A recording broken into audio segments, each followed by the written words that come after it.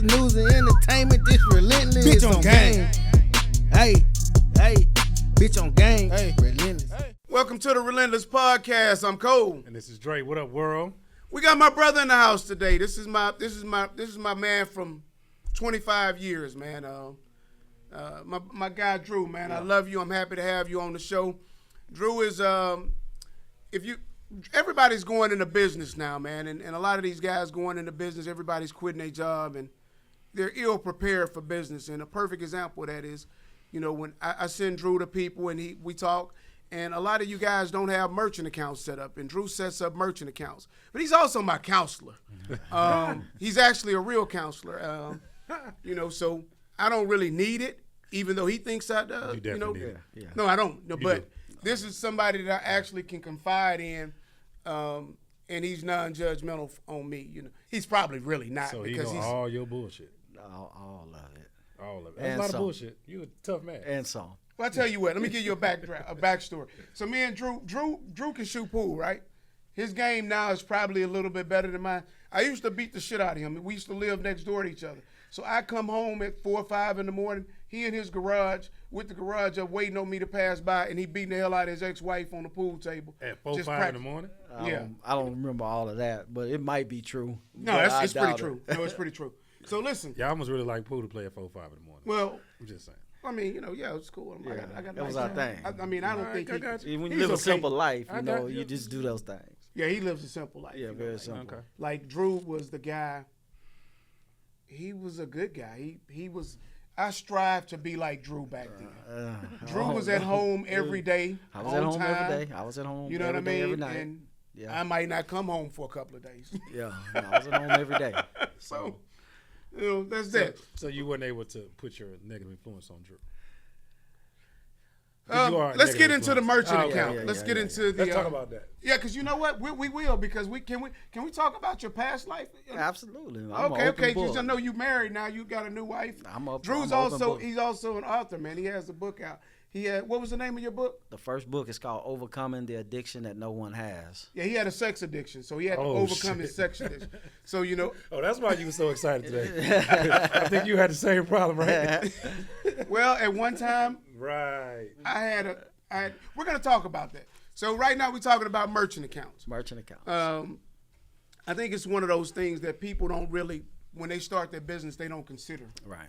And you've been doing this, 10 years? Close to 10. Close to 10 years. So what do you see with new businesses, and why doesn't everybody understand the power of setting a merchant account up in the first place? Well, I think it's a lot of misconception of what it is. So most business owners now that are just starting, they're using Cash App, Zelle, those kind of platforms to be able to take payments. But what they don't realize is that first, those are not secure to their more expensive, except if you're using Zelle, it's just transfer. But when you're looking at business, you're not able to track true revenue because you don't have that access to be able to get your W-9s in. And so if you're using Cash App or Zelle for business, then you're missing it. Okay. So you're saying you guys have a better tracking system than Cash App or Zelle. But also now, and from a business perspective, let's take a look and say, I guess now Cash App is starting to tax. You guys, that great tracking system makes sure your ass is getting taxed. Well, that's what it's for. If you're in business, right? I mean, the truth is, we got to pay our taxes. I'm just messing with you, man. You got to do what you got to do. I mean, but the thing is if you run a straight business, you wanna have the right information, right? Right. So obviously you want to cut it where you can cut it, but take cash to cut it. Don't take card to cut it. Okay, makes sense. So he was just joking when he said that he didn't mean it like that. I mean, just so y'all know, because I kind of took it like you. Anyway, we ain't gonna go there. So I think one of the things I can say from the merchant account side, it really does a great job of itemizing all of your expenses, as far as your gas, your food, everything that you can put in order, and it's so easy to customize, to take a look at where your revenue is coming from, and to really, algorithmically put your business in order to say, okay, I need to focus more over here or over here or over here. I think that's the biggest difference with Right. taking all the card process. So to this merchant account, does that apply for like small businesses, all types of businesses? All businesses, everybody that is a business, whether it's a DBA, LLC, S corp, on up, they need to have a merchant account if they're taking credit card payments. Okay. So I do people from barbershops to people that do hair at their home, but it is having access to be able to take those payments, but also having a way to make sure that if Uncle Sam come and check you out, you got everything in place. Okay. Because the reason the Cash App is doing it is because they getting heat from the government because they transferring all this money, and so the government can see where this money's being transferred, so they starting to reach out on people. Okay.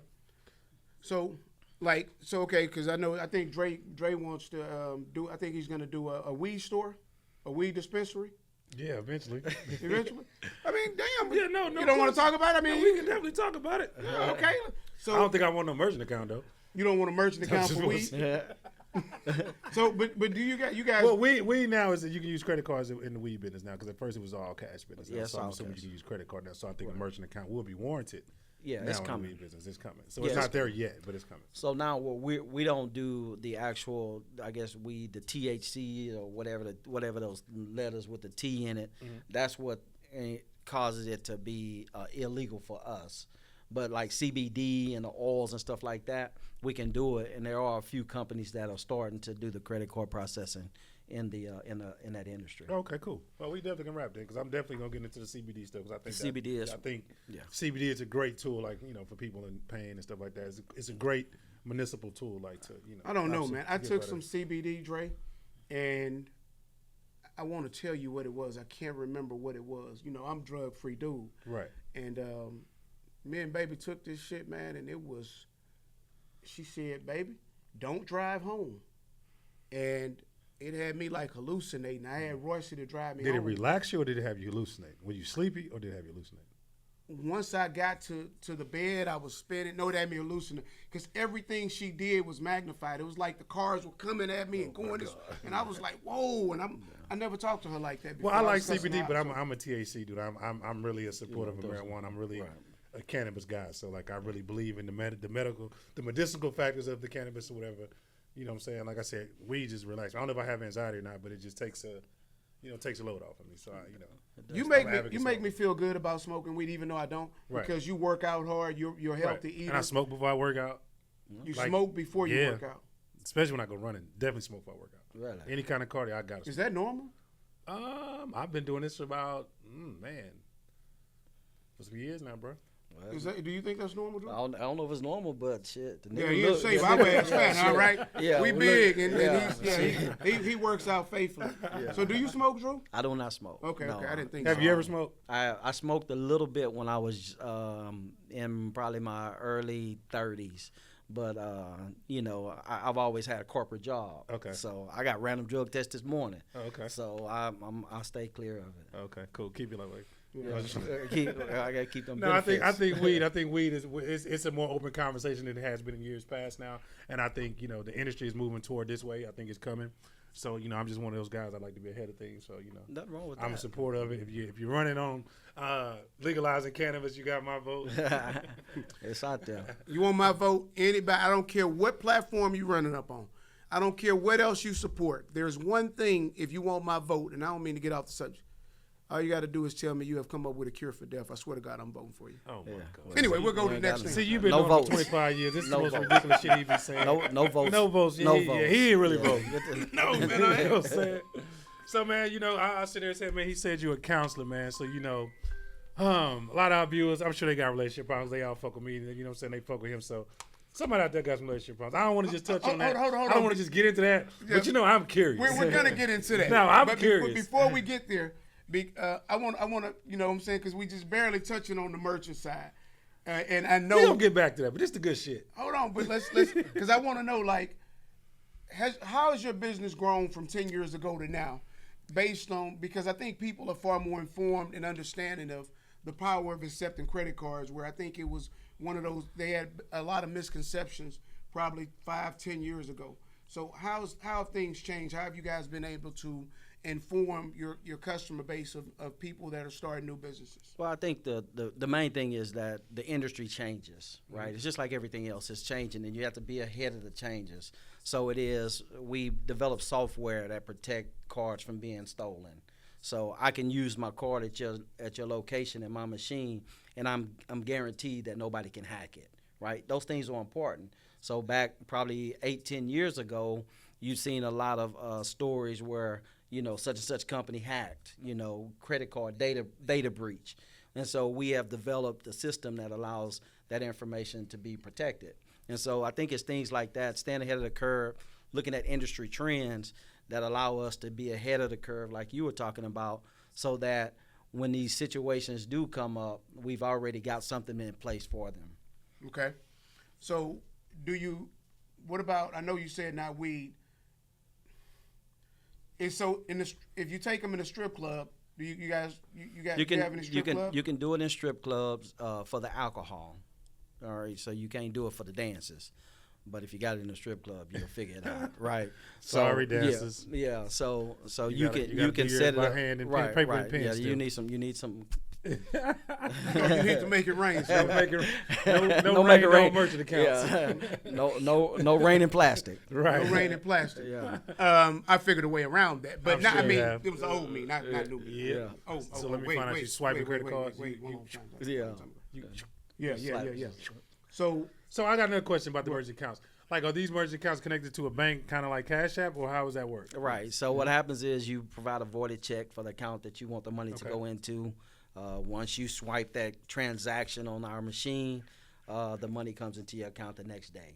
So it's pretty simple, pretty clear, clean cut. You just you get your money next day. So what are the advantages of having a merchant account versus having just a regular bank account, regular checking account? I would say the primary advantage is tax purposes, right? So I think that's the most important thing, being able to provide true information so that you don't get audited. And that's really, as a small business owner, the last thing you want is Uncle Sam in your business early on. So that would be early on. Anytime. I'm about to say anytime. I dealt with it while I was incarcerated. Yeah. Like, my God. Man, these people was going through all kinds. I'm like, damn, I'm already locked up. Damn, I'm just about to pay taxes, yo. Yeah, taxes. Congratulations. You gotta pay I ain't had a job Congratulations. since the 90s for real, but I'm now about to pay taxes. You kind of like you on the thing, on the mob thing to do. So what have you done for your country? I pay my tax. Pay my taxes. Right. Yeah. So you ain't been paying your taxes. You ain't did shit for your country. You ain't been paying your tax. Well, I pay taxes, but not my taxes. I pay taxes on goods I buy. So yeah, I'm in there. Oh, okay. Count me in. Proud to be Count me in. Man, but now I'm a businessman, so now I gotta pay taxes. So I mean, y'all got merchants account at Boss Life. I believe so. Yeah. Whatever Spotify offers, Shopify offers. Okay. So yeah, we got Shopify accounts. You can beat that, can't you? Yeah, but I mean, Shopify is just a little different. They kind of lock you in, and they penalize you if you get out or if you don't use cars. But our product is way better. Now theirs really is good for inventory control, stuff like that. They like at the top of the line. But if you want to save money on your merchant fees, because they killing you on them, I know. Yeah. So I got a guy. I got a guy. This is my first time really hearing about a merchant account. Like I said, I'm new to business, so I'm a new business owner. Right. So I'm new to some of these terms. So yeah. Well, a lot of times people don't understand the power of these fees because, like, I was just that guy Ty that was cutting my hair, right? Mm-hmm. He was just setting up a merchant account. Yeah. Well, I ain't gonna say that. I'm gonna say bullshit. Okay, I'm gonna let you say that. Yeah. Bullshit. So Ty's a good supporter of the podcast. So Ty, he calling you that, man. You all right with me, Ty? Ty, no. So. But he was just setting up a merchant account, and so he had two options, and I was explaining to him when he was doing it, and I apologize because now I feel bad because he was just on the phone with them, so I got to call him, tell him to cancel those people as soon as we get off here, and I need you to call him right away.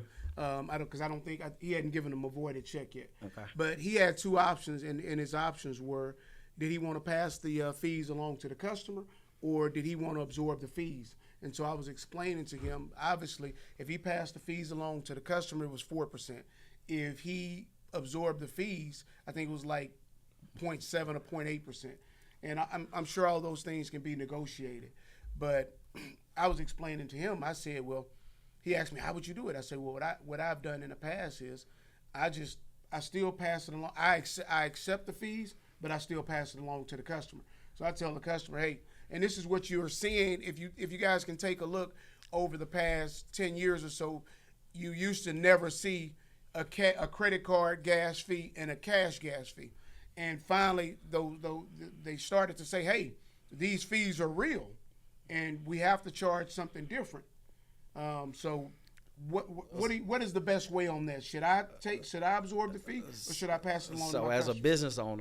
As a business owner, I'm saying pass the fee to the customer, right? The reason I say that is because those fees, all they really are is points and rewards, right? So as a business owner, if I provide you a good service, I provide you good price, I shouldn't have to pay for your rental car or your trip to Disney, right? And that's what they're doing when they swipe that card.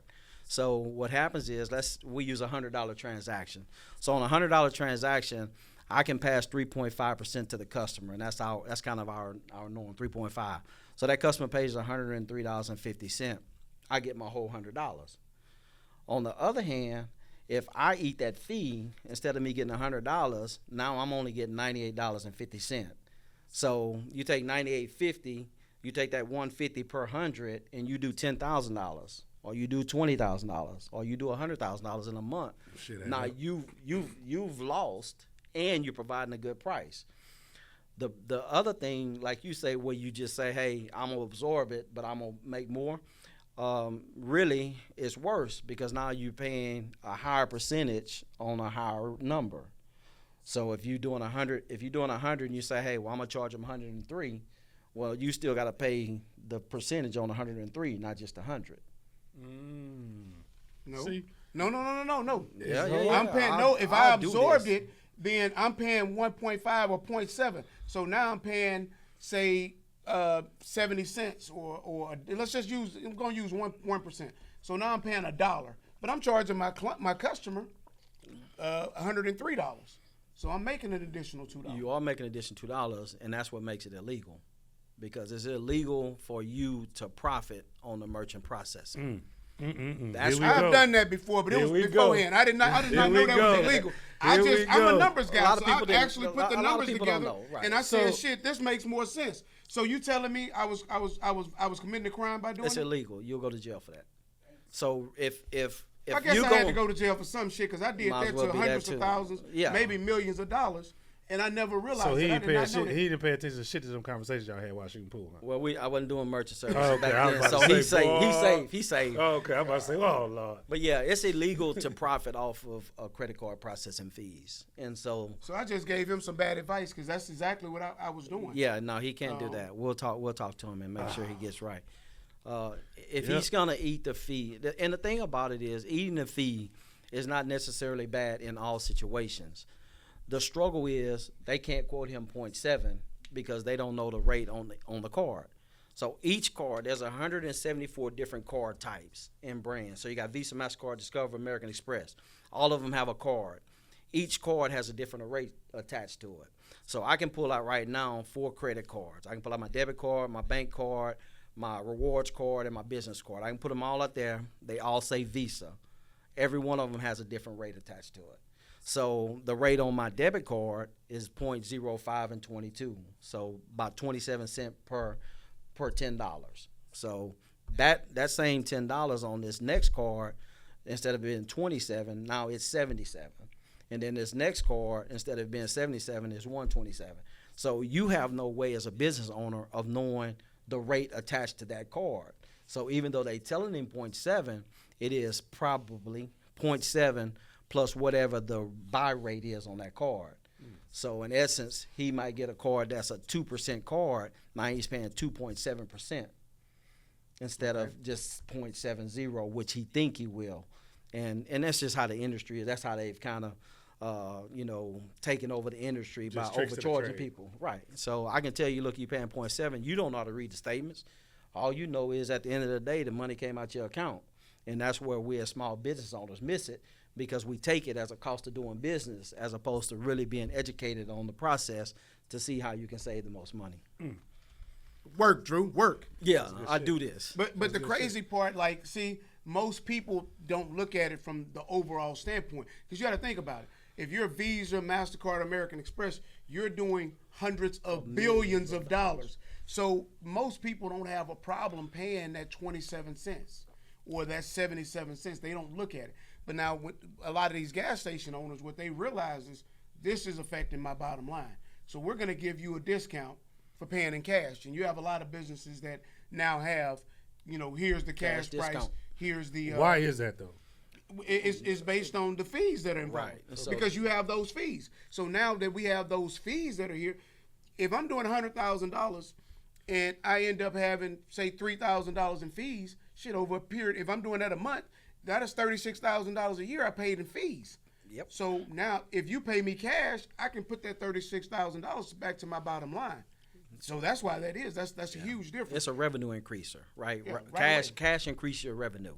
And so if possible, if your business type allows it, take as much cash as you can. The struggle with taking as much cash as you can is niggas out here robbing folk. So then you got to be careful if you're a cash only business, and then you got somebody that's scoping out your spot, and they know you only take cash, right? So it's that part. The card is the most secure way to take your payment, and it's the least expensive if you pass the fee to the customer. I got a guy doing, he did about $70,000 in credit card last month, an auto dealer, and he paid $37. Well, you pay $37 if you did $1,000. So he's just passing that fee on to the customer. He's getting all of his money, paying his fee to be in the program, and that's it. Okay. So I remember I gave you my guy at the strip club, and they were doing a significant amount. You know what? I'm not going to ask the question. We're not going to go. What was the question? No. question. He said he's not scared I of ain't the scared of question. the question. No. It's So not. as you as an interviewer scared to ask questions? Well, you just never know. No, I'm not asking the damn question. Listen, man. No. Okay. You This is the Relentless podcast. Yeah, and we relentlessly are not going to get on bullshit with people. Okay. So we're going to stay away Consider from you've been doing it 25 years. I think he knows. All right. Right, I mean. That you be on bullshit. You know what? Yep. You know what? I'm not going to do it with you today, Drew. I mean, Dre, I'm not going to do it with you today. Clearly we got company, so we're not going to do it. Yeah, I'm just not. I'm not going to do it with you. But back to what I was saying before we move on, because I want to talk about your book. I want to talk about the counseling side. I want to talk about how you got over this sexual addiction. And what I tell you, can I speak freely, Drew? Because I'm going to have to tell you on air what he did. Oh, my God, man. This my what guy. he did, hold on. But before I go there, That sounds like got layers to that. It has layers. It got layers, okay. So I can imagine that. Matter of fact, Drew is kind of like, I tell people my dad is the most honest person I know in the world. And Drew may be the second most honest. He might be more honest than my dad. Because I don't think my dad going to just go tell on himself anyway, Snitching. Huh? Snitching. On yourself? Yeah, he just snitched on himself. But anyway, before we get to that part, is there anything else before we move on the merchant side? Because we speaking on merchant. We try to stay on the business, enhancing your business and things that you can do to, amplify, multiply, and move your business in the right direction first. And then we get to the bullshit. Like, that's Dre love that part. No. He love that part. No. So Now, I would say the most important thing is educating yourself, right? So you don't have to pay the fee. You don't have to pass on the fee. You can make a choice. But I think the most important thing, and I think where we all struggle in business when we first starting off, is we don't know. But we don't take time to educate ourselves. So whether it's using me for your merchant provider or using somebody else, it is educate yourself, find out the facts, and then consult with somebody who understands it, and then that's how you'll come ahead in this merchant game. Okay, so this is the last thing, and we're going on. One of the things I've seen with a lot of merchants, everybody undercuts everybody. So it's almost in your best interest to, like, I've had 4 or 5 merchants, because now you guys are kind of locking people in the contracts. I used to have 4 or 5 merchants because it was whoever come in with the better deal. So this guy would start me off with 0.7, then you come in and say 0.6, and then this guy come in and say 0.5, like shit. So you keep jumping ship. What's the story with that? Like, how do you? Is it even worth it to continue to jump? Because, well, if you're in a contract, you're gonna end up paying fees, right, to get out of that contract. So To me, I try not to put anybody where they're paying the fees. My goal is to make sure everybody's passing the fee on, because nobody can undercut me, right? So I got a lock on that. So if I can get them to really understand the value of passing the fee to the customer, then I never have to worry about losing them as a customer. To answer your part of the question, it's always best to get the best deal, but you got to count the cost of what it's going to cost you to get out of each of those contracts to get to the lowest deal. Okay. And because we have the flexibility to price ourselves, so I can come in, I can say, hey, I'm gonna give you 0.25 over interchange, and you're gonna be like, all right, cool, you think that's great, and I'm gonna come over here and I'm gonna say, hey, I'm gonna give you 0.15 over interchange, and you'll feel like that's great. Well, explain what interchange is. I know, but explain to the audience what interchange is. Because I'm sitting there like, what the hell is interchange? So interchange is the actual fee that Visa, Master, American Express, that they charged for the use of the card. okay, So that, when I told you there's 174 different cards and each one of them have a rate, that rate is called interchange. And everybody pays the same interchange rate. So if me and you got a card from Wells Fargo, both a debit card, it's gonna be the same rate for you as it is for me. But the bank cards or credit cards will be different. So they attach this rate to them, and that rate is called interchange. And so what the pricing model, the 0.7, like he was talking about, it is whatever this number is on this sheet. You can find it on, you can go to Visa website, American Express, you can go to all their websites, and they'll have the interchange rates. And so what he's saying is, hey, I'm going to give you interchange, and my profit is going to be 0.70. So this is the added amount. So like I said, it could be 0.7 on 0.25, or it can be 0.7 on 2.7. Okay. So that's how interchange works. Hey man, y'all better soak up this game. Y'all learning some things. Good game. Here. So check this out. Now, we going to the bullshit. This is Dre. This is Dre part of the favorite part of the show. You know. So we're gonna mix a little. I just like to get to know people. I don't call it bull. I like to get to know people. Let's get to know Drew, man. You know what I'm saying? You've been knowing him 25 years, so I want to I'm going to blow your mind, Dre, about Drew right now. So Drew. He said, blow my mind. I'm going to blow your mind. So this is my brother, man. This is like my brother right here, okay? This is not just my friend. This is like a real brother to me. You know, I love him. You know, Drew is one of those guys that you and I both know when you behind them walls, how many people you can count on. Facts. You know what I'm saying? It's somebody that came to the visiting room. It's somebody, hey, you good, what you need? You know, anything I can help you with, anything help your kids, your wife. Respect. And was real with it. And, you know, I'm thankful for that. I love you for that. Let me give you your flowers too, right now. Man. I love you for that. I'm thank you. It's nice little kumbaya moment we had on the pandemic. Yeah, that's real as it gets. Cry. Now let me cry. now let me tell you what I did that Drew scared the hell out of me on. So Drew came, he's also an author. So now we're going to talk about him being an author. And his book was on his sex addiction, which he doesn't have anymore. He's found the Lord, and he's moving in a different path. But when he first found the Lord, let me look at the camera and tell y'all what happened.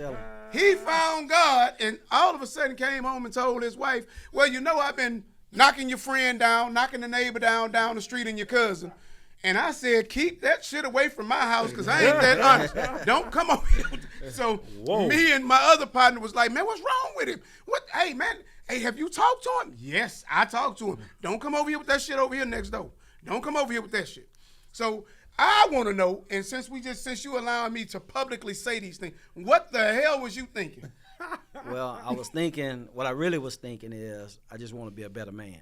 Facts. Right. That's what I really was thinking. So in my process of even in finding the Lord, I went to my therapist, my sex therapist at the time. You had a sex therapist? Yeah, I had to have. Well, so you know, I guess you kind of need to have the backdrop. So let's get it. So we'll get to the real story, and then I'll include some of it. So when I was 3, I was sexually molested. So it was by a lady that was close to our family, and so this happened for about 3 years. And then from 6 to about 16, it happened again, and this time it was with a male in our family circle. And so from that, you know, I've been having sex since I was 3, and really knowing what I was doing at about 12, right?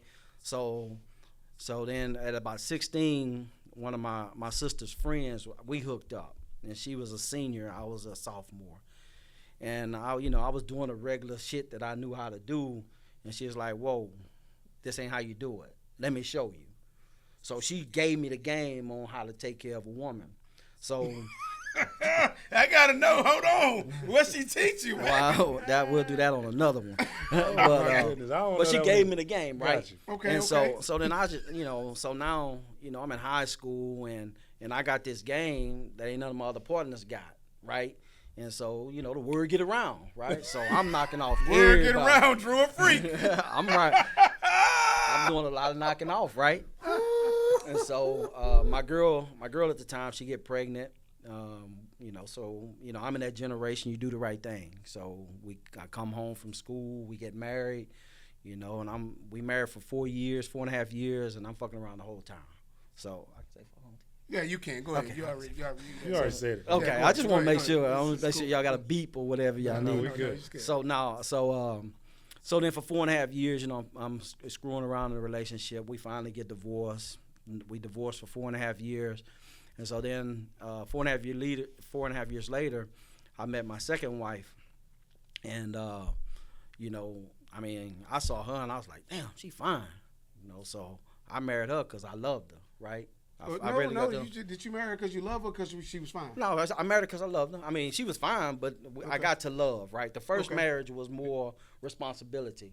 Okay. The second marriage was more love. Y'all did love the finance. Now finance is good to go. Definitely. So then I thought, because I married for love, that I wasn't gonna be messing around no more.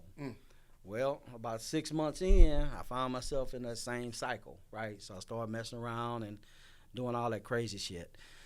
So we married for 9 years, and so then that's when I kind of started going to church.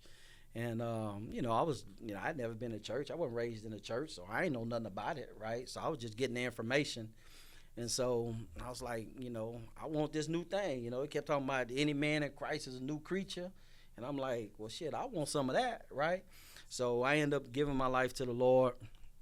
And then I thought, well, if any man's is in Christ, he's a new creature. I thought, well, I ain't got to worry about the sex no more. I ain't gonna be cheating no more. Probably about a week later, I was back at the hotel with one of the girls I used to roll with, and I was like, man, I wonder why it didn't work. I was like, why didn't this work for me? Because I'm seeing these people on the stage and they jumping and rolling and clapping and all that stuff. They I'm lying like, and you didn't know they was up there lying. Okay. I'm like, why it didn't work for me? Now keep in mind, I wasn't raised in church, so I didn't really know. I didn't really have an understanding. Dre loving this shit, Travis. You're gonna get some more. I'm just listening, man. I'm taking it in. All right, so I'm just loosen up, get comfortable. yeah, I'm good. So Get comfortable. so then I went to talk to my pastor, and I was like, look, pastor, I was like, I'm still having issues with this. And then he said, hey, man, your problem is more than just on the surface. It's stuff that you really need to dig deep into. And so I was like, all right. So he said, I want you to go see this guy. And he gave me the guy's name and his number. So I get there, and I'm seeing all this stuff on the wall. He ain't tell me he's a sex therapist, right? He said, I just want you to go see this guy. He'll kind of help you out. So I'm reading all these books he done wrote, all the titles and about sex addiction and stuff. And I'm like, why am I here, right? And so I had the meeting with the guy, and he said, he diagnosed me with compulsive sex disorder, what we commonly call sex addiction. I got that.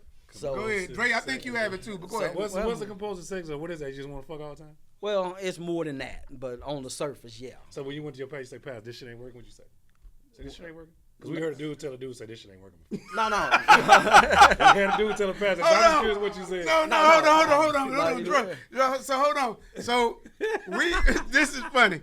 So Travis, we at the camp at Beaumont. This dude, Blesso, I gotta call you out, man. Yeah, gotta call Shout out you to out. Blesso, man. So he had what was he on? I don't know. He was on that K2, man. He was on something. So he get butt naked, and he hollering and screaming at the top of his lungs, and he talking about Tupac and Biggie. I'm coming to join y'all. So we I hope y'all done made up, because I'm going to be there. We're going to have a party. And So we sent the pastor to go pray for him. Hold on. Before that, he said, Dre, you ready to die tonight? Dre said, no. Well, my time. So the pastor go over here and pray for him. And so he say, do you feel a spirit moving? He say, no, this shit ain't working. So I was just curious. That was just me. Okay, I was just curious. So He said the that shit spirit wasn't didn't- working. So the spirit didn't initially work for you either, trying to overcome your sexual addiction. But go ahead. All right, so You had to go to see the doctor. The sex. So I went to see the sex doctor, and so one of the things, and at this point, Was he a man or woman? Just curious. no, it's a dude. Okay. All right, so he's a dude, So and you understood. I was just curious. yeah, he's a dude, and so he before I left, he asked me a question. He said, "Do you want to be better, or do you want to save your marriage?" And I was like, "I just want to be better." At this point, I just want to be better. I don't want to be this person that I am. He said, "If you do, then there's one thing you got to do." And I was like, "Shit, I'm game. What's up?" He said, "Go home and tell your wife." I Should "Nigga, have said, "Niggas, you crazy." I said, "Tell her what?" You should have told him this shit ain't gonna work. I should have told him that. I said, tell her what?" He say, "Tell her everything." I say, "Well, what if she asks names?" He say, "Look, the thing about this thing is, if you want to overcome, you're going to have somebody on your side that's going to work with you." That makes sense though. So, no, No, it it does. don't. That makes sense. It makes sense. Nothing about that shit Makes makes sense. sense. It makes Let sense, it I finish, promise man. you. It So, makes sense. I'm with you. Right. So I'm I with say, you. He a little immature, but I'm yeah, with that's you. all right. Please, I need y'all to hit the comments, and I want to know what you have let another man tell you to go home and tell your wife you've been knocking down the neighbor 2-3 doors down. That's her friend. But it ain't And you've been about knocking her that, cousin down. You've been knocking down because you really went explicit. The man- and the the man man- had me scared But because hold I'm on, thinking hold on. because he telling me when he told me this shit, I had to tell him, "Hey Drew, listen, don't come over here with that shit. Don't come over here knocking on my He got door them telling my demons, wife see? none of this shit." That was, he got them demons, Hey, see? yeah, But I had them understand, demons at the though. time. But see, the man asked, "Do you want to save your marriage? Do you want to get better?" He said he wanted to get better. I didn't So want to in get getting better. I didn't have no. So I in didn't- getting better, he had to let it all out. So I'm got with you. you. You got it. I'm with you. I didn't I'm want with to you. get Let's better. go. Go ahead. right. So, I'm with you. so Wouldn't be me. I'm just saying I'm with you. yeah, no, it's cool. It ain't everybody, right? It ain't for Facts. everybody. And so I'm with you though. So I said, I asked him. I say, what if she asks names? He say, "Tell her everything." And so I was like, "Damn, do I really want to do this?" And so he said, "And I tell you what," he said, "if you don't tell her, don't come back, cause you ain't serious about being better." Okay. I ain't fucking with you no more. Who are you? Yeah. Not coming back. Yeah. So what was that conversation like? Because you told me. With the doctor or with the No, with your ex-wife. What was that? Well, we get into that. So We get into yeah, that. so Let's go, so let's I get I'm driving home and I'm I'm almost like Ass out cheeks of tight it. in the I'm bitch, like, damn, I I'm gotta tell- zoned out, and I'm like running red lights and shit. I just zoned out, and so I call my pastor and I say, "Hey pastor, man, this dude said I need to tell my wife." He said he's absolutely right. Nigga, So you I- crazy. But I know who to call, Facts. right? I could have called him, and this is what I would Which have is got. right, absolutely. But you would have still probably been married too. Yeah, I might have still been But married, it but I wasn't still about the be. marriage, it was about him. I understand I would still be who I was. You would have got better because. Go ahead, to finish. All right. Man, let him finish, man. All right. Let him finish. And So- you're not a professional. So yeah, so I get home and he know- gives me I know this better little than that he gives me damn this fool. CD for us to watch. I was like, how do I bring it to? He give me this CD. So I pop in a VCR or DVR, whatever we had, and so we watching this shit and it's talking about sex addiction and all that. And she's like, "What the hell is this?" You gave a whole new meaning to Netflix and chill, huh? Yeah, it was on a whole different level. It's on a whole different level. And so then I told her, I told her I went to the therapist. I told her that he had diagnosed me with sex addiction, and I say, look, Hold on, stop. Did you Well, act y'all, sick? but y'all were having regular sex though, right? Yeah, oh, absolutely. Every day. Oh yeah, we was having sex a lot. So, okay, go. So she thinking nothing Right. abnormal about this. Right. We having sex. I'm your wife. No big deal. So I would have stopped that shit right there. Go ahead. So we had a conversation, Why he ain't and call then so I tell her, I've been having an affair and whatever, and she's like, okay, and she's like, well, who? And that's where it got tough because I gotta tell her some of her friends, some of her close, Wasn't it a people. cousin or something? some of her close people. Yeah. So I had to tell those, I had With to, your dog ass. Your little dog ass. So I tell her, Oh shit. and We shouldn't have this much fun on here. Go ahead. This is. I interesting. tell her about it, and she was like, okay. And so we kind of moved around the house the rest of the evening, and she didn't really have much to say. And we got ready to go to sleep, and I was kind of worried now because she ain't said nothing, and Did y'all have she sex was that I'm cool. about to say, were you trying to fuck that No, night? she y'all was have sex cool. that night? No, Okay. I wasn't trying none of that shit. So, Did you so we sleep went that to sleep. I had one eye open. I was about to so say, was like, shit, when ain't is no it? way I'd Where be it's asleep. coming from, and all that. So now we woke up the next morning. And she's like, we'll call these people and let them know that you ain't gonna be calling them no more, whatever. And so we. That's a good woman. If I did that with who I'm with right now. Anyway, go ahead and talk about it. Podcast be over.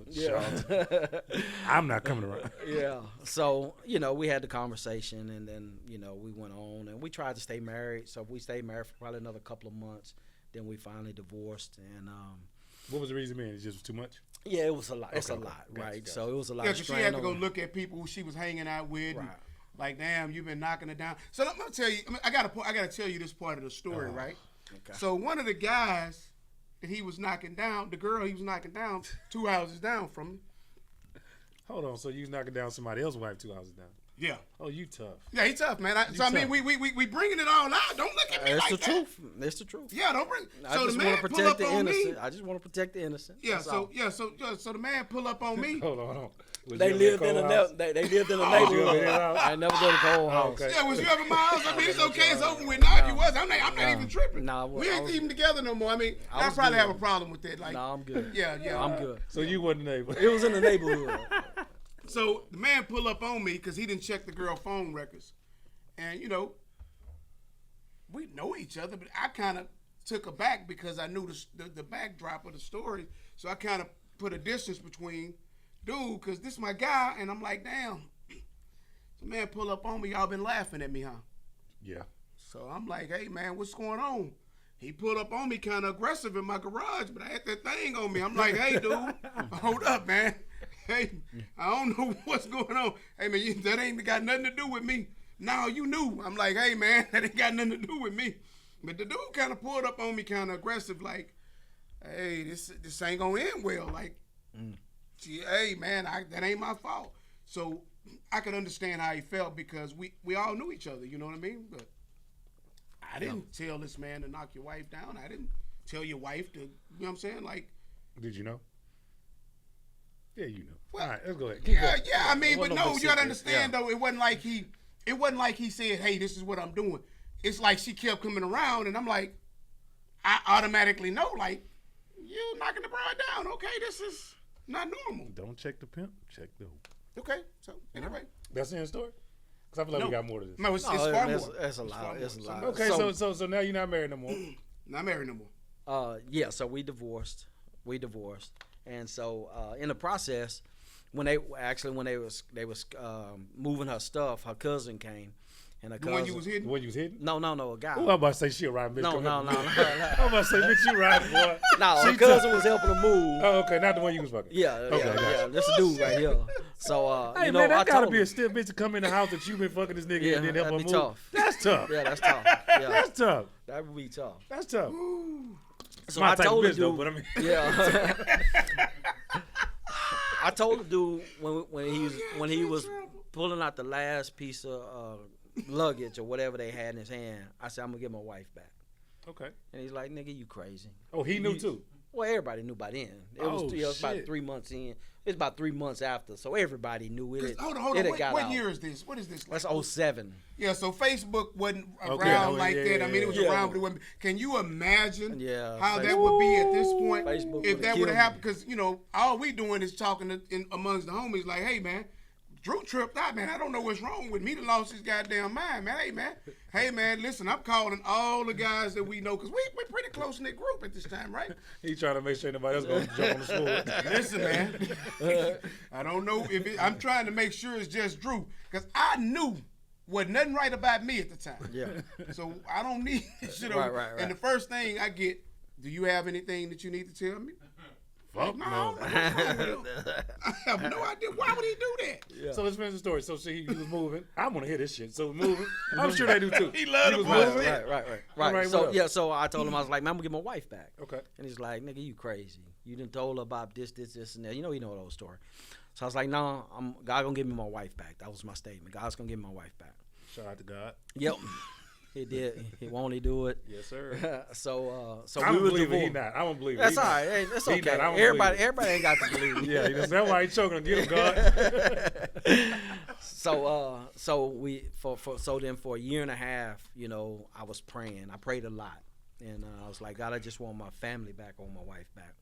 And I got upset with God because I did what I considered the right thing, but he took everything away from me. So I ended up losing my house, my cars, just lost everything. In a divorce? In the process of the divorce. Plus, it was 2008 when the market shifted. Gotcha. So it was a combination of all of that. And so for a year and a half, I prayed that prayer. And then after that, I stopped praying it. At some point, I came to my realization that this is what God had for me. And so I was like, God, I just want somebody. I was like, God, I want somebody that loves you the way I love you. That was my prayer. And so then I met this girl that I went to church with named Katrina. So me and Katrina dated for about a year. And so about a year into our relationship, my ex-wife come back and she say, let's talk. So we start talking and she's like, what are we doing? And I was like, shit, I don't know what we doing. We hadn't really talked. And so she said, we need to be raising our boys. So I broke up with Katrina. Like, this conversation with her was on a Thursday. On Friday, I broke up with Katrina, and then me and my ex-wife got back together. And then we dated for another 4 months, and then we got remarried. So we stayed married for about a year, and she recognized that she didn't really want the marriage, or she didn't want what came with the marriage. It was just still too much. Because now you're a new person. Right. I'm a new person. I'm going to church. You're not this old fun guy who crawfishing, barbecue, drinking all the time. And, right. Plus, she know all your secrets, too. Weed. Yeah, she know all your secrets, too, though. Right. Yeah. And she know my secrets. Yeah, I got you. So every time so it had nothing to do with the weed. Or every time a friend come around, she thinking you back in the back room. Because Drew might be upstairs with a bro while they downstairs. He was tough now. He was that tough? Drew, you a fucking legend. You a fucking legend. You a legend. Wife downstairs, legend, upstairs Drew. with your cousin in the bathroom. I don't condone that, but you're a legend, Drew. Tough. Go ahead, Drew. Go ahead, Drew. Yeah. So then so we got married, we got divorced, and so the thing that was unique is that in this process, I went to the same church. So me and Katrina went to the same church. She seen all of this, this shit that I broke up with her to go. And so then, but I never did get to talk to Katrina about, what the real story, what really happened.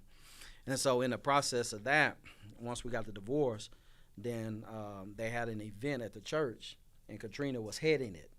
And she had to send a message out to all the people in a group for whatever we were going to do.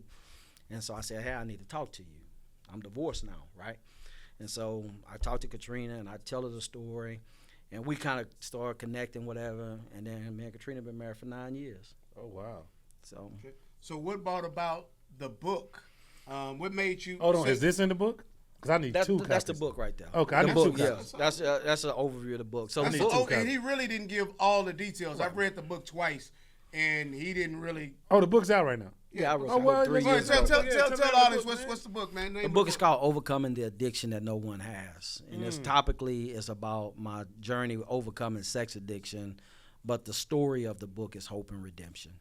So, shout out to Katrina, too, for sticking around. Shout out to Katrina, man. That's still because most women wouldn't she wasn't going for that. Yeah.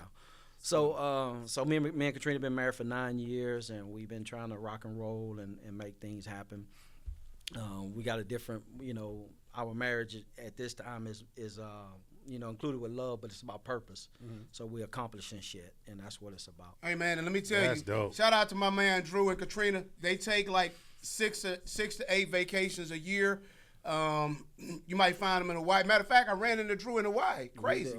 I called. I didn't even know he was there. I don't even know how we. I saw Kay video. She had the live. On her social media? She was on the live. Oh, okay. Because Cole not on social media, so it wasn't Cole. It was her. Yeah, so she was doing the live. Ain't supposed to be on social media about what? Huh? Today. About to get on. Yeah, okay. So I seen on live talking about she was in Honolulu, and I'm like, shit, we're in Honolulu too. What's up? Yeah, and Drew came through. We had dinner. Yeah. Nice little steakhouse, and it was cool, man. Yes. So I know that's a cool story, but Drew. Yeah.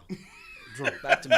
See this, Travis? He want to get back on the bullshit. Go ahead. I just want to ask questions. Go ahead, ask your question. I know you've been happily married for 9 years, Drew. So you ain't had no relapses, no no relapses. I can tell what I tell everybody.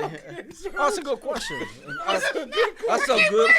You see that? Now he don't want me. Oh my God. Because if you're subscribing to this, because if you're subscribing, this people want to know like, hey, did you Travis, fall back? Did you see me spit that water? We all say it was on. I didn't mean to do that. I just can't believe you just did that. That's a good question. But so no, because I asked that question because I'm intrigued. Like what I'm saying, I might want to put my shit out there one day. I want to know the final outcome. Like, did he really cure himself? Like what I'm saying, I'm curious. Now in the process, it took a while to be cured because it's not something that happened overnight. Facts. Right. So my co-host is fucking immature. He all right. No, he not. He immature as shit.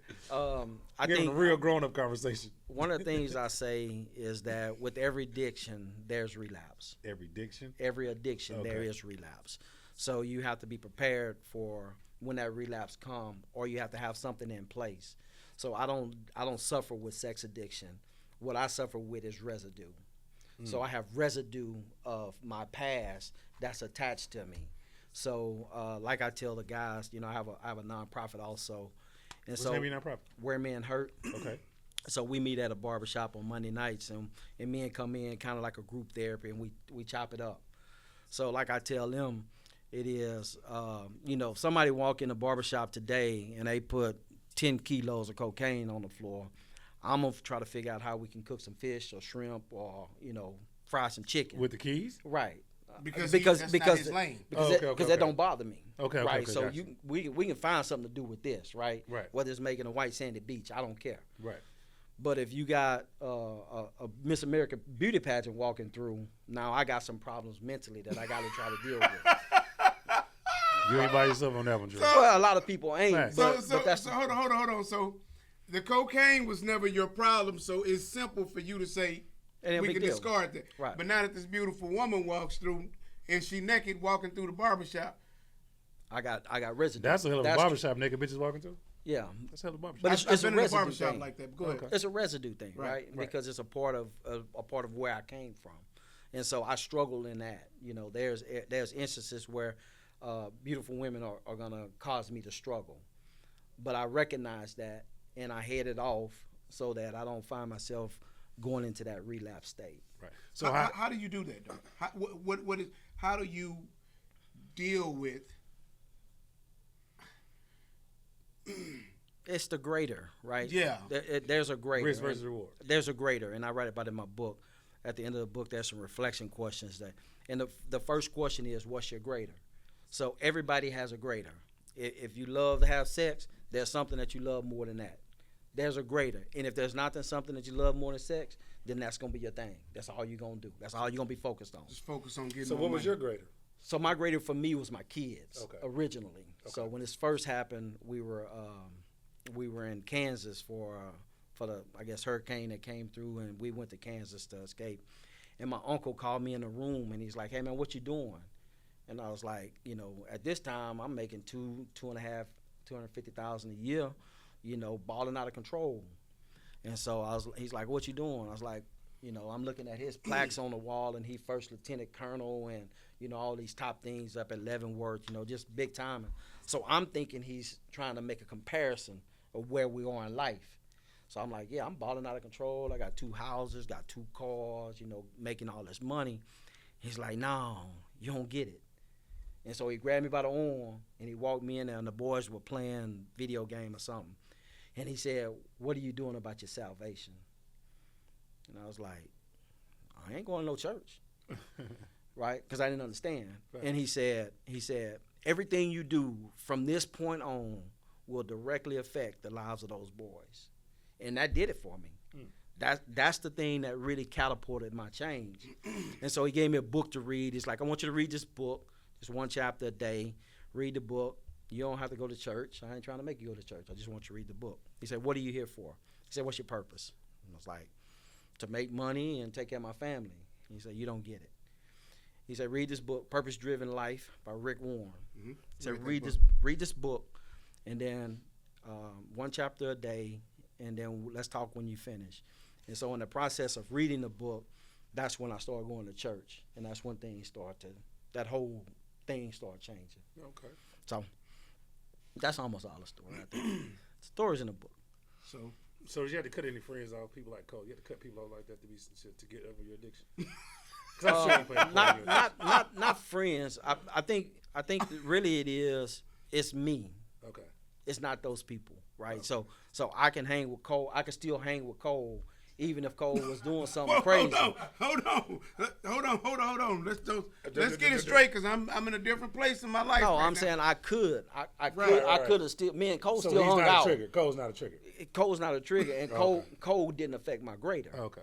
Right. So my grader was already set, and since my grader was already set, it didn't matter if I hung out with him or if I was at the with whoever, because I knew what was important to me. So That's dope. So you really couldn't have friends like Dre right now. What you mean? He's single, first of all. No, I'm not. I could. Oh, okay. That doesn't affect me. I'm not affected by peer Well, pressure. you're not married. Let's put I'm it not that way. married. He's not Right. married. Yeah, I'm not affected by that because I think once you find out your purpose in life, and once you know, it don't matter. Nothing's gonna deter you. But it sounds like you had a lot of fun for you. Oh, and I had a lot of fun. Okay. Yeah. Life. But they hung was, up now, though. Yeah. Jersey I ain't game for that no more. It ain't worth it no more. I agree. It's just a lot. I agree. I don't see how people do it now. Now, when I was younger and running game, I could see how people do it. But now that I'm older and wiser, I don't even know why you want to. If you got one woman, you got too many. They hard. It's hard to be in a committed relationship. One woman, you got too many. Let me think about that. Think about it.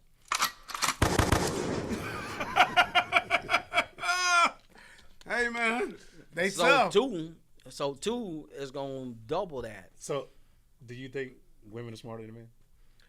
No, I think women are smart different than men. Okay. Smart different. I always say women are smarter than men. And I tend go to ahead. disagree with so, that. So I just women are disagree with smart that. That's different than men. Go ahead. It's just because they're coming from different places of thought process, right? So men are typically thinking logically, and women are usually thinking emotionally, and they come from two different places, and neither one of them are wrong. So so this is one thing me and my wife will fuss about, right? So my wife will tell me, she'll say this shit. She'll say, Drew, if you put the dishes in the dishwasher, if you put the plates at the bottom and you put the cups at the top, it'll clean them better. I'm like, man, that shit don't matter. You can put the dishes in the dishwasher wherever you want. Now I go to my therapist, and my therapist will say, Andrew, if you put the plates at the bottom and the cups at the top, they'll clean better. I'm like, damn, that's a good ass idea. And then my wife looking at me like, nigga, I've been saying this shit the whole time. The problem with my wife saying it is that I project that it's coming from an emotional state because she's an emotional creature. My therapist over here, she's saying it comes from an objective place. She ain't got nothing tied to it. She ain't got no negative experience. Just say this shit works. And so when you talk about the way women think, I'm thinking logically, it's a dishwasher. The water's gonna run around. It's gonna touch everything that's in there. It ain't no way out of the dishwasher, right? So it's gonna clean it, right? And she's thinking, no, Drew, if you do it right, if you do it the way that it's supposed to be done, then it'll take care of itself.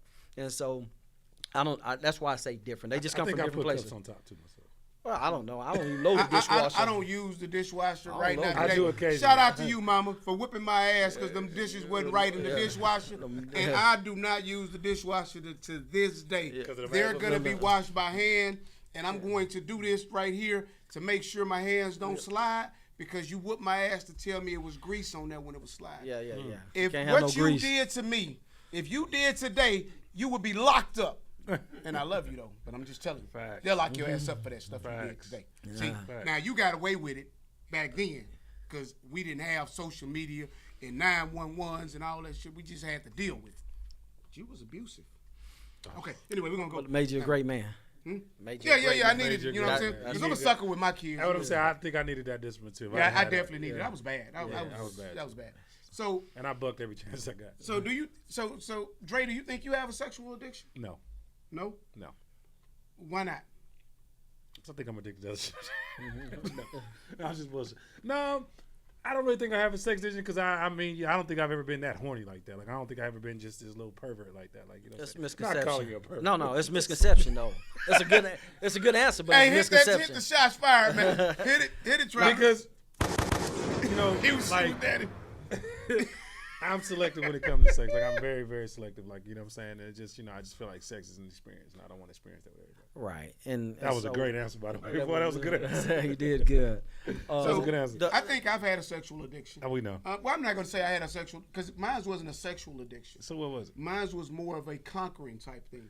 I always wanted to see, could I conquer something new? But that's what an addiction is. Well, no, it's not. It wasn't so much about. You was addicted to the power. Do you know what you told me the first time we met? When we that? just had talk one time, we was at Louis in the joint. What's that? You was like, I don't smoke, I don't drink, but I love pussy. I think every man does. I think if God made anything better than pussy, he kept it for itself. Right. I'm a firm believer of that.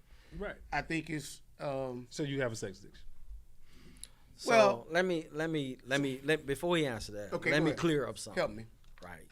So just because you like sex and like to have sex a lot, don't make you a sex addict. Right. Some of that stuff is genetic. Some of it is hormonal.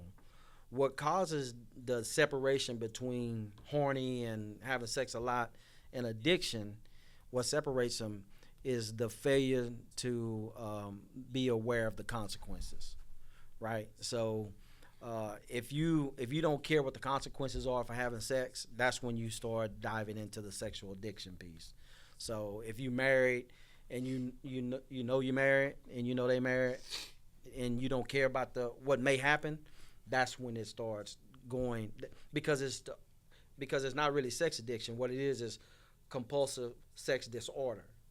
The disorder is I'm in a married relationship and I'm having sex outside of that and I don't care about the consequences. So just because you're horny and you like to have sex don't make you a sex You need addict. to get that book though. That's a So- good book. You need to get that That's a book. good book. So compulsive sex disorder. So you saying so for Obsessive is really obsessive compulsive. He really trying to diagnose himself. No. No self-diagnosis. Make sure I ain't got that shit. No Like, self-diagnosis. damn, that's me. Yeah, we don't allow self-diagnosis. No, We're I'm only not self-care. trying to diagnose myself. You know, he trying to point out all the signs. You know, he see the side, the symptoms and shit. I He trying to understand. make sure he got. What I'm sitting here thinking though is, so if Joe Blow is cheating, Okay. Joe Blow. yeah, just let me say Joe Blow because I was finna say something. So if Joe Blow is cheating on his wife, but he's doing everything not to get caught, then you said he didn't care about getting caught. So what's the difference? Because now he's doing everything not to get caught. Man is wrong. It doesn't make him right, but I'm saying he's saying when you don't care about getting caught. So for the man no, that no, cares no, about getting no, caught, I said when you care about the consequences. Okay. So he's gonna care about the consequences, because if his wife find out, he's gonna make some changes, right? But if he say, "Oh, I'm gonna do it anyway. I don't care what happened," that's when it starts diving into sexual addiction. I had that then because I seriously, told you. I can honestly say I had that because I remember one time my ex-wife she told me I lost my mind, because I was doing all these, and I told her, bitch, I got enough money to buy it back. Shut up. I chunked her like 10 grand. Told her, See, that's chill that out. power element. But Power. That's the that doesn't make it right. I'm not saying that made it right Oh, it's by definitely anything, but it's kind of like I did have to self-diagnose. See, because I think at one point I had that, like even with my son's mother, when we lived together, shit, it wasn't nothing for me to be gone for 2 or 3 days. That's shit to do. I got other women to be with, and I'm not saying that to like it was a proud moment or anything. It sound like you proud of it. It was proud at the time. I'm not. It's no, proud to you. but- It ain't proud to the people Well, that know. I think for me though, it was a thing that I felt like, you know what, I got enough money. I got a few million. I have millions of dollars. Do the fuck I want to do. Like, if you don't want to deal with it, somebody else will. And now I have somebody who ain't going for that shit. Give a damn what you got. She shouldn't. So that's one of those things, with her. She don't what even did want that you do talking to nobody. So what did that do to your ego and your power control, your control? But I'm not a control freak like that. Okay. So I don't think it's not. I think it's a matter. I think you just have to say at some point, I want to be better, like he said. Okay. I wouldn't. I don't. Or is it the fact you just settling with being conquered? Woo! He been Go ahead, conquered, Travis, y'all. shoot it again. Go ahead, Travis, shoot it again. That's a good shot right there. So my Oh, my God. two compadres have been conquered. So you know what I'm saying. This is a great show. I appreciate the. Well, let's knowledge. talk about you, Dre. We ain't got nothing to say about me. No, let's talk about I ain't Dre. nothing to say. So, what is I mean, because you obviously not married, so No, not married. you don't. So you don't feel like you have any form of sexual addiction in any kind of way. No. So, Are you Here okay? we go. He trying to go down some wood. See, No, you see all of this. You know him. That's the right question. No. Just ask the right Well, you question. know what? I'm not gonna do that. Yeah. I'm gonna let him continue to shoot shots at me. I'm not gonna shoot those shots back. I'm you just know what I trying to mean? make sure that you're enjoying your conquerism.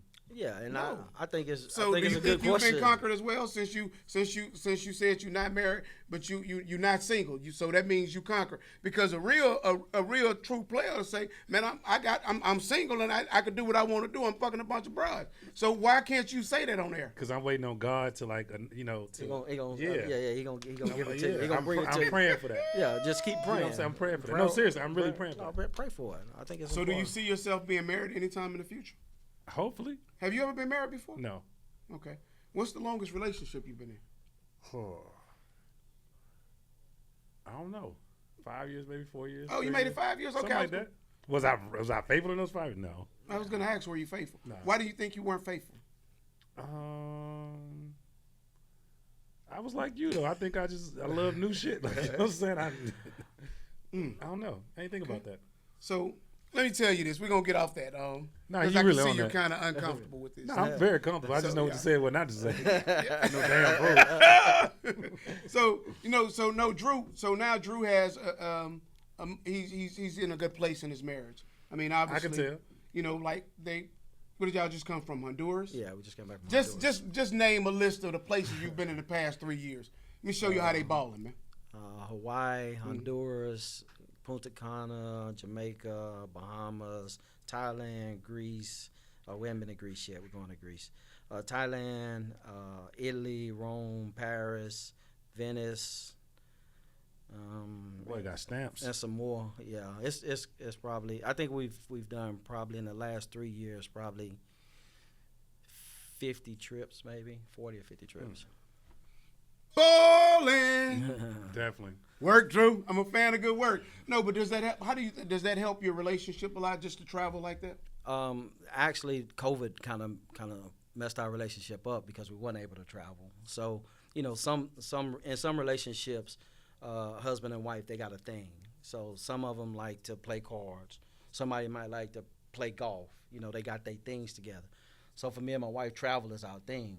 So not being able to travel put a real strain on our relationship because we were used to going. I think in 2019 we took 17 trips.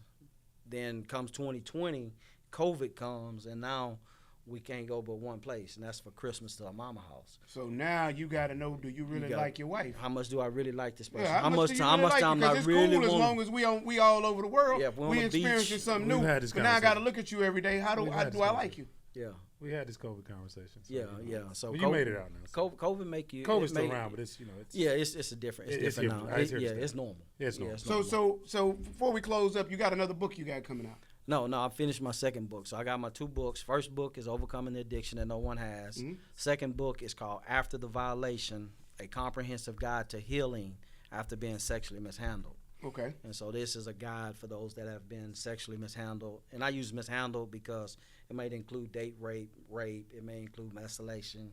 So it's encompassing of all of molestation. So it may encompass any of those, but it is sexual mishandling. So I use that, and so that's kind of a guide to being healed in that process. So let me ask you this I question. got one more question. Cole, if you can date rape anybody, who would it be? If I could date rape anybody, I don't want to date rape nobody. I'm just it's saying, not but fun to date rape. I'm sure it's not, but I'm to, just saying. let me look at this count. I need you to be digging me enough that you just want to take care of. Hey man, hey. Jordan, I thought I almost had. Hey I had a man, good check one. this out, He man. didn't take the bait Hey, this time, look here, Jordan. I had man. it, Let me Jordan. look at You this did count. good. You did I need good. him to be able to say, hey. I want to see about you, baby. Yeah. Hey, cause you're supposed to. You know what I'm saying? You're a fan of good yeah. work. Here I go, girl. You know what I'm saying? Hey, but put it on me, Tron. Put it on me, Tron. But he's conquered now, so all that shit don't matter.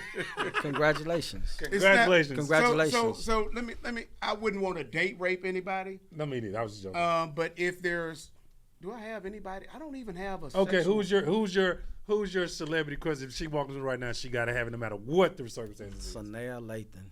Oh, so now that walk in right now, all that shit out the window. Yeah, Now, you it'd be encourage that hard. nigga. It'd be hard. Now, but I've met her my wife before, know that. and she's right, my nice. wife know that. My wife know, and I know if Morris Chestnut walk in, that's her go-to. So I already know. So but Morris, we you had knocked those down your conversations. wife. we had those How would conversations. you feel about that if she said you know this here we and go. Morris just and she said You come you home know with how that Morris this in your feels? living room. Look, Morris walking around your kitchen. Morris walking around your kitchen like Veen Rain. Somebody, hey, you want some eggs? Hey, that's where it go. But they But now, how would she? So what if you had Sanaa Lathan in there? Shit. Would she say, hey, I get hell it? to the no. Oh, so you can't do Snarly. No. That's the dream, right? Okay, Yeah, but I don't even know. But some dreams do come true. Fucking with Cole. No, not for me. Just making sure. I'm not with me. Well, I'm good. I got one who I'm just knock down. It ain't working. It just ain't knock working down. for me. But me and Baby already discussed it. She's cool with it, you know. Yeah. The little porno girl, Harley Dean, I got to hit her. Oh, Harley, I got to get at you. I'm going to get at you. Harley got a fee though, so you probably can get Harley. Yeah. I don't want nobody that ain't got a fee. Yes, okay. You got to have a fee with me. I don't, because if they don't have a fee, that means just coming with expectations. The expectation is the fee. Get him the book. How much it costs, here you go. And we got an understanding. But me and Baby, she got to, you know what I'm saying? Because one thing about her, she going to say, no, I ain't giving that bitch that. So now we ain't going to do that. So I got to respect that then. You know, Harley, so if you're a little high, you know, we ain't going to be able to do it. But let me know, get at me. I'm going to hit this social media. In fact, I know how to hit you up. So I got me and Baby going to hit you up and we'll see what to do. We're going to, all of us, put me in, we'll talk about it. So with all that being said, 2 books. My man, he set up merchants accounts. He's got Where Man Hurt. Let's talk about real quickly, and we're gonna let that go because I know we're running up on time. Your group, Where Man Hurt, what have you learned out of there? Because that's a really difficult thing for, I've been to a couple of the sessions, and for me personally, I think that shit is crazy. That's just me. Hey, I'd like to go, though. I'm going to be real with you. But it's crazy about it? It's an open discussion about men speaking about where they heard it, about some of the problems that a man has. Because a lot of times, you know, like women talk to each other. Yeah, we need that. I think we don't talk to each other. So we need that. I think from that perspective, it's cool. But I think it's hard for me because I'm like so close to perfect till it's like shit. I don't need to. Sense. You know what I'm saying? Like talk about anything. Like that makes sense. That makes sense. Yeah. Right. But I'm extremely narcissistic, perfectly right. Yeah, go ahead. That's true. Yeah, I'm just perfect, but I don't think I'm perfect. So tell us a little bit about Where Man Hurt. So Where Man Hurt came out of the book, the first book I wrote. It was in the process of writing the book. One of the things that God revealed to me is that men don't have a safe place to talk about real life issues. Because I in my writing, after my book was finished, I gave it to my cousin, who's my best friend, and he said, and one of the things I wrote in the book was I didn't have anybody to talk to, and he's like, I was here the whole time. So that's where men came from. It came from the idea that we all have somebody there, somebody that's available. We just have to be willing to be open, vulnerable, and transparent. So we meet at the barbershop on Monday nights and on Zoom, and we talk about real shit. I mean, dude came in a couple of weeks ago, cheated on his wife, and he was having feelings for this other woman. So we talked him through that. You know, kind of. You know, I'm always coming from a practical and objective standpoint. I got some people in there, they're going to come with scripture every time they talk. I got some people that's going to come up with, you know, analytics, you know. So we get a bunch of different viewpoints, right. And that guy gets the opportunity to decide which one of these work for him. Right, see, like, and I think for me, I felt like I was the devil in the room. Like, honestly, right. Because you had some guys coming from scripture. You had more guys coming from scripture than anything. So for me, I felt like, okay, like if he was cheating and he felt he had these feelings for the other woman, I can't tell you about scripture. If that makes you happy, that's where you need to be, my guy. That's where you need to be. And so it's obviously a problem here, or you have made a decision, you have made a conscious decision to say this is where you want to be. Why should I scripturally be held in check over here when I got one life to live? This is where I need to be. Trying to hit the button because this sounds like it's about to go somewhere else. Because when we get to talk about religion and belief, I'm just saying. saying that's but everybody has a right to their opinion. Agreed. Right. So if I'm coming from a scripture, I have a right in this form because it's non-judgmental. Right. Right. So my statement is, hey, if you do it by John 3:16, then this is the result. Then that's my opinion. I, the one with the issue, get to decide if John 3:16 is going to work or if it is Code 3:16. Yeah, so I get to make that determination. I ain't finna do this with it, man. I'm just saying. With that said, no. We got John, we got Code. No. Yeah. Come on, what? Man. I tell y'all what, y'all. I need y'all to. We really need a little bit more engagement in these comments because I get a lot of phone calls and hey man, I love this, that. Hit those comments because I'm sure I need y'all to tell me in these comments, do I need to get on Dre ass a little bit more? Because he shoots a lot of shots that I don't shoot back on. Do you feel like and that is going to stop. I'm going to start to hold him accountable for the shit that he shoots. Now, with that being said, Drew, I love you. Thank you for coming out, man. Appreciate you, bro. I appreciate you, man. This is looking awesome. forward to reading this book, and I think, you know, and I need a merchant account. sexual addiction is real.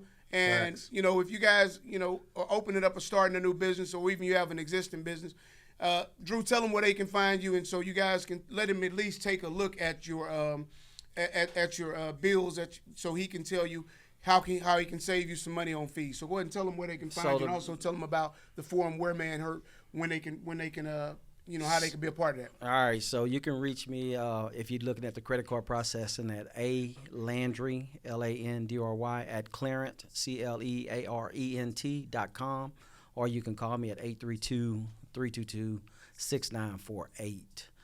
Where Men Hurt is every Monday night. We meet Zoom and also at the barbershop. Wheremenhurt.org is our website. It has a list of our meetings and kind of gives an idea about what we do, not only for the group, but what we do in the community. And be on the lookout for my restaurant. Oh yeah, that's right.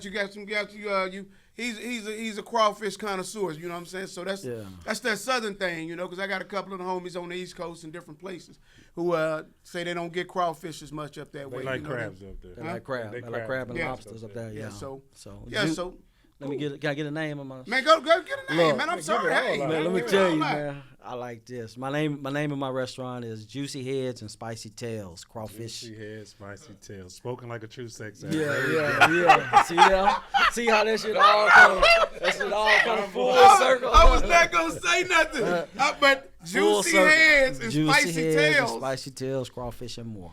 Humble, Texas. Crawfish and more. Humble, okay. It's in Humble, yeah. Okay, so that's cool. where I live over Juicy Heads and Spicy Tails. What do you think about Juicy Heads and Spicy Tails, Dre? Something you like? I think I need a juicy head and a spicy tail. It's coming. That. So, with all that said, man, we thank y'all for tuning in. This has been the Relentless Podcast with Cole and Dre and my man Andrew Landry. We out, man. Peace. Terrible. Hey, man, you gonna stop fucking with me like that, man.